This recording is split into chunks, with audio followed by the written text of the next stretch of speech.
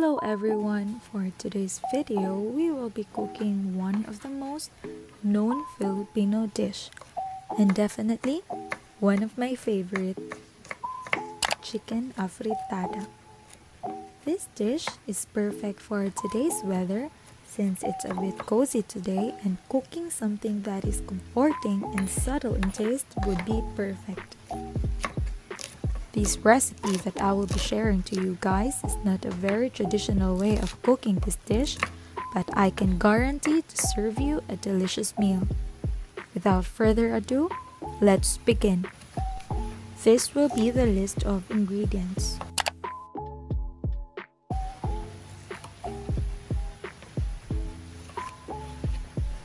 To begin, let's chop some aromatics first. We have here 4 cloves of garlic, an onion, and some red bell peppers.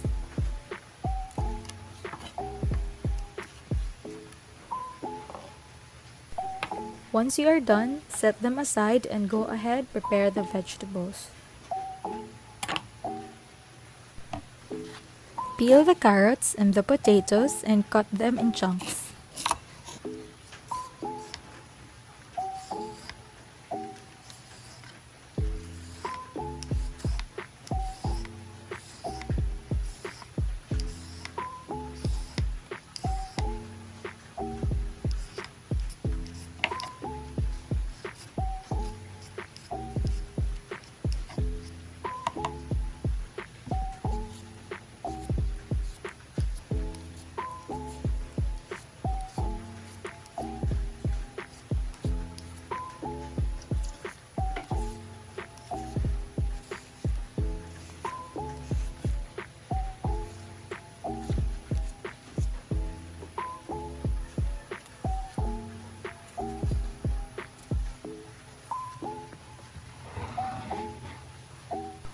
I personally prefer to have big pieces of vegetables because it will reduce in size once it is cooked.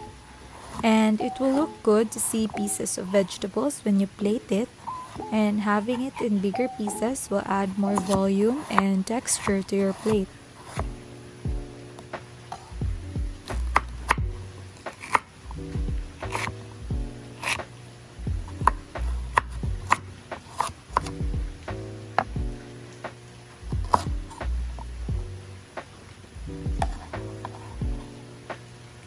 One of the ingredients that might not be traditional when cooking afritada is karlang. I can't find the English term of this root crop, but it's very close to taro or the gabi. But I think this root crop is quite known in some Southeast Asian countries like the Philippines. I like putting karlang to my afritada because it will serve as a natural thickener of the sauce and definitely will add more depth of flavor. Don't mind cutting it in smaller pieces because it will just incorporate with the sauce. Of course, a dish won't be beautiful without finishing touches of toppings. So let's chop up some fresh spring onions for our garnish. Another untraditional way of cooking afritada is frying the vegetables. Yes, I know. Our ancestors might get mad at me for breaking so much rules in traditional cooking. But for me, cooking is an art. Anyone can break rules and express themselves by mixing and matching stuffs, or by giving alternative ways when it comes to cooking. As long as it works, and the food will come out equally delicious, then you're good. Get a strainer and remove the potatoes and the carrots from the pot to get rid of excess oil.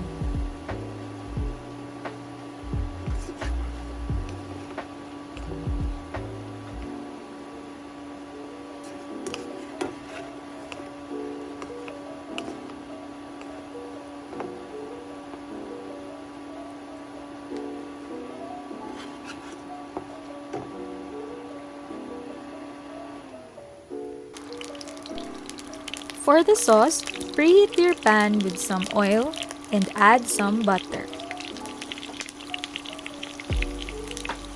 Once the butter melts, put the garlic and the onion.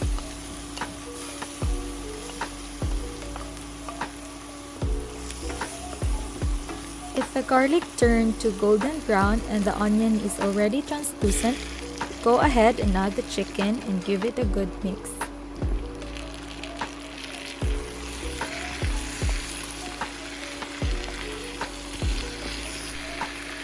To add some flavor, put salt, peppercorns, paprika, about a tablespoon of oyster sauce, a tablespoon of soy sauce, and vinegar.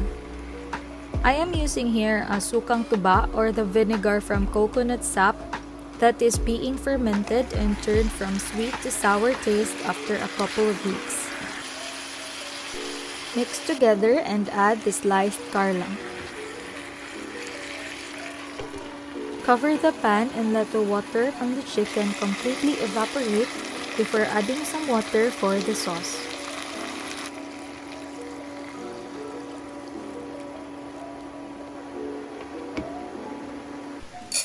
While waiting for it to boil, let's cook some rice.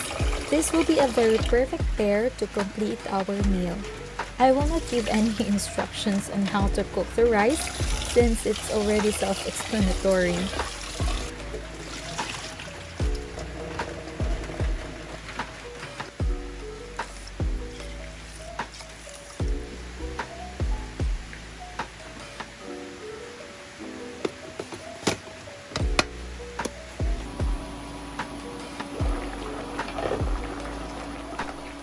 Everything should be boiling by now.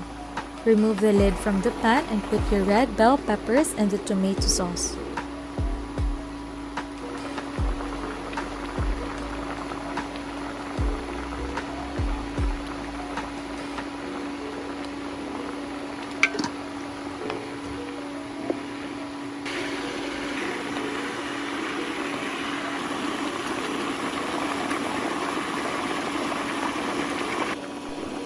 Add the cheese and let it melt.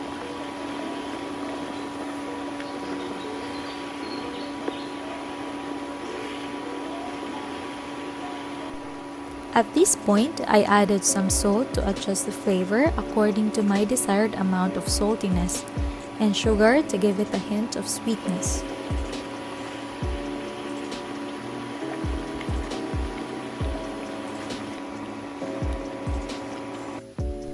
Now, let's plate everything.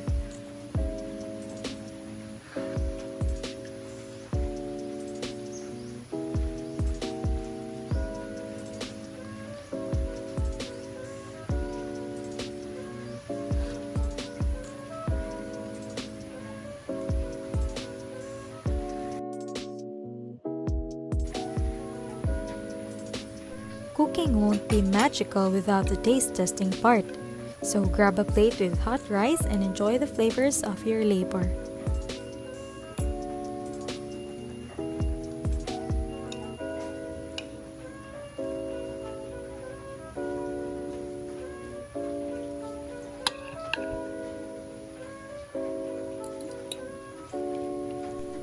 This is Grace and I hope you enjoyed this video.